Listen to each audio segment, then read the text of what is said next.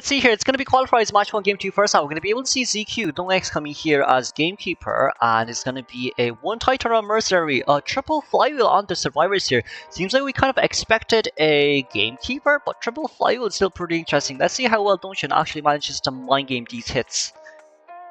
Okay, back right after the pause. Let's see here. Dongxin is going to go after 11 Mercenary, who's going to spawn at first stop. So if we allow Mercenary to spawn at first stop, that's probably not bad. We kind of predicted that Dongxin will come over towards this direction. And of course, it seems like we also managed to elbow pad out here as well. But since this is a gamekeeper, we should be able to catch up pretty fast here. Didn't get the hook, a little bit unfortunate, just a tad bit slow. But if we did manage to get it on time, it definitely would have been a hook back there as well. Seems like 11 here is also trying to buy a bit more time. X putting another trap down, but with this trap in mind, we did manage to find someone. That's gonna be a normal free hit. 11. Ay, 11. Now, some people might say, hey Kudo, you're being a little bit too mean here, aren't you? In which I will say, mate, let's be fully honest with ourselves. If like you need to think about it this way, right? The heartbeat gets faster when the hunter is near you. So if you run towards the same direction where the hunter was, of course it'd be way faster, right? But then I guess some of you will be like, you know, he's probably just trying to save an elbow pad, and now he's out for free, so I guess it's okay. But that's only because it was Entomologist and Acrobat who's nearby to help. If it was anyone else, it would have been really bad there. That's a very nice fly. We did not get a hook, but that's okay. That is a... No, that didn't hit! 487, wow. Oh, that didn't hit, really. But if we get on Tram here, you wouldn't be able to get you wouldn't be able to take Tram anyway. So for right, that was the issue. Yeah, so just as I was saying before, you see, here's another issue.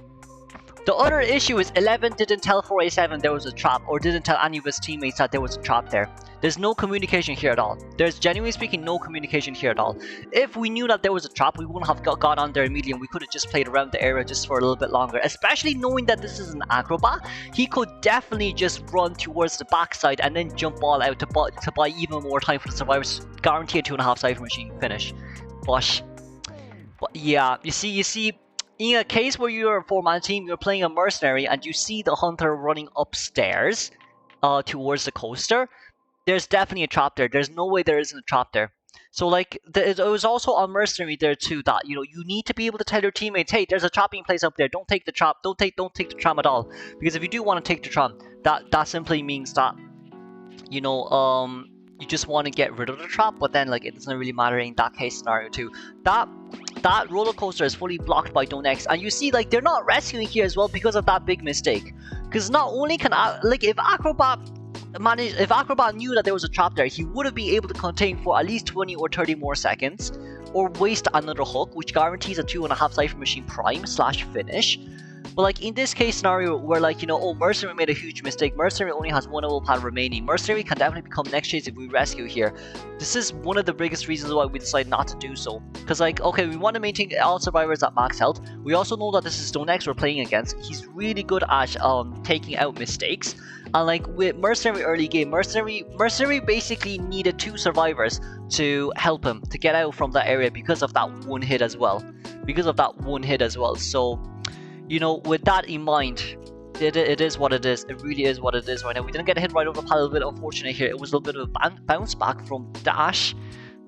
But even with the bounce back here on mind, Jelly still trying to buy a little bit more time here. Very nice gap creation. That's going to be a hover away from the area, and we should be able to catch up here immediately. Meanwhile, ooh, that's nicely done. But that's still a pallet stun though. Jelly's kiting really well here. Jelly's kiting really well here. But Jelly has to do it because... Are you going to let the 2 newbies do it instead? No, you're not. You can't have the 2 newbies do it instead. You need to do it yourself. Okay, nicely done, Jelly. Nicely done. That's 3 elbow pad. No, that's 3 pallet stuns. Or 2. But 2 minimum, 3 guaranteed, I feel. We still have 2 jetpacks here left, though. That's going to be a second jetpack here used. Never mind. We only have 1 jetpack left. Excuse me, and we got a normal hit there. There's nothing you can do in that situation. Jelly has already contained for 2 Cypher Machines, so it's more than enough in this situation as well. We do have a teleport for endgame here, so Jelly needs to save that teleport for later. Very nice movement there, done by Aeroplanist, dodging the normal hook. And it seems like right now we basically have more than enough for a tie. Right here. That's going to be double padded drop down. And we got the hook over, nice, but it's going to be a tower shock and immediate pop. So we still do have our jetpack. We should be able to contain for a relatively long time. If we decide to change target hits here, it would still be a tie game because of dungeon and because of the other gate being open as well, and you don't teleport to reach towards the other side. Let's see here, it's going to be 9 being nearby. We are going to be hooking out here, I feel, just to pull a bit more distance in. And with Entomologist on Bees there, Ento definitely wouldn't be able to get away from the area, but since it's GK we're talking about, as long as you rotate around this area, that's really all what is necessary. So for GK right here, it's a guaranteed tie. Survivors knowing that you can rotate around a Gravekeeper in an area like that, you know. Woo! Nicely done! Nicely done, now hit. Nice tower shock down, and let's congratulate the tie game here for Wolves. Moving on straight towards game 2. Okay, let's see here. So for Tong-ai is gonna come out as GK as well. I'm surprised. Well, I mean, you probably can't come out as Clown anyways, just because GK and Clown both use triple flywheel to counter. So if you want to play someone, you probably just have to play, you know, I don't know, Geisha. I don't think Geisha works, but Zibi with two catapults down. Okay, we are going to be getting a first hit here pretty early because it is a GK we're talking about. But in this case, I mean, like, to be honest with you, right, Toymochi gets countered by characters that basically has free fast movements, i.e.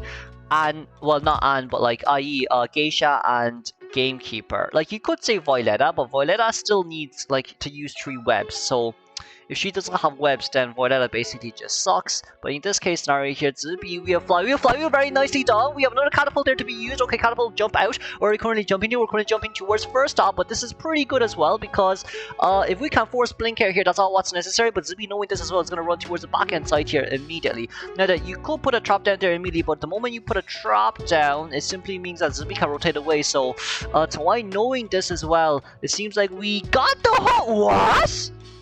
No, that is dumb. That is very dumb. Because, like, it will still be a hit anyways. But it will still be a hit anyways because it's gonna be 10% slow debuff. So then, like, Toei can just catch up immediately, knowing that this is Clown. But that was really dumb. Really dumb. Oh, hook. Okay, hook logic. Wow, that needs to be optimized then. That never happens to me in rank, but apparently it works in 20 MS situations. Lovely stuff, guys. Lovely stuff.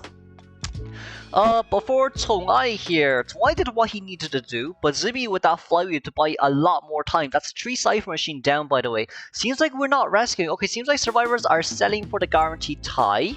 Upsy is going to be found here. You know what, for Upsy can rescue.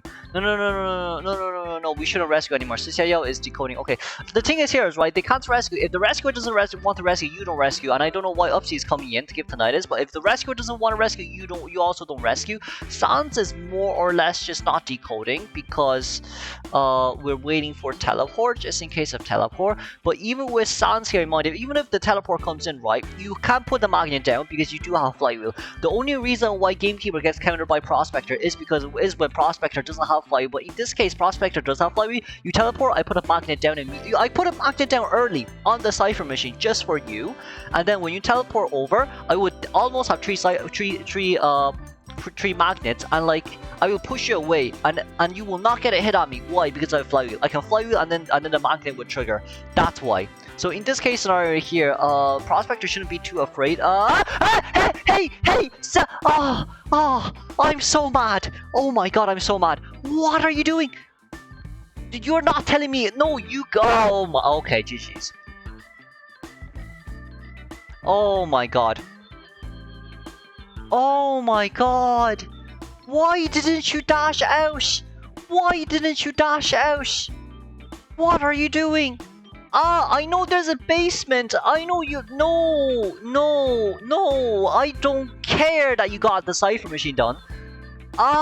This is so bad. Oh no. That's a normal hit on towards GK right there. 15 seconds on towards our next shovel, but 9 seconds on towards the next hook. But even in this case scenario right here, who can we actually get to come in to rescue? Prospector? But Prospector has to prime the Cypher. No, GK has to get on shovel. No, GK needs to stay in. Never mind. Sorry, I was wrong. GK has to stay in. If Gamekeeper goes after GK right here, then okay, then we go into triple. Okay. So we know what we're doing at least. We see where GK is. GK. Why we jump down? Why did we jump down? Wait a second. Let's move back. I just want to see this real quick. So we get the hit. Oh wait, what? What is that bug? That is such an interesting bug. Because if we look here, right? This is a no attack recovery animation. Unlike, yeah, that's a no attack recovery animation. I don't know why that happened. So that's a really interesting bug right there. This bug. It's this bug that make wolves win. This is a very interesting bug. Okay, so this is the bug that made. Okay, that is a game-changing bug. That is such a game-changing bug. Okay, this is a great game. That should have been an attack recovery animation. No matter what happens here, that should have been an attack recovery animation. We should pop the Cypher Machine here. Because Aeroplanist is not self-heal, so we have to pop it there regardless of what happens. In this case, sorry, we can only go after Sans. We do have 30 seconds on towards our next teleportation. Aeroplanist did manage to get up there as well, but Aero has to go rescue. Aero! What are you doing? Flywheel came out too early. Flywheel came out too early right there. What is Aeroplanist doing? What are you on? Are you high? You are high, my friend. Wait, can we at least get a 1 out then? Can we get a 1 out? 9 seconds until... Please, man. Are you high? Upsy, are you high? Upsy, no. Oh, wait, Oh my god! 2 times! No, this is your third. This is your 4th time. 2 gardeners, 2. GG's. Okay, move on towards game tree. Okay, lovely done. Okay.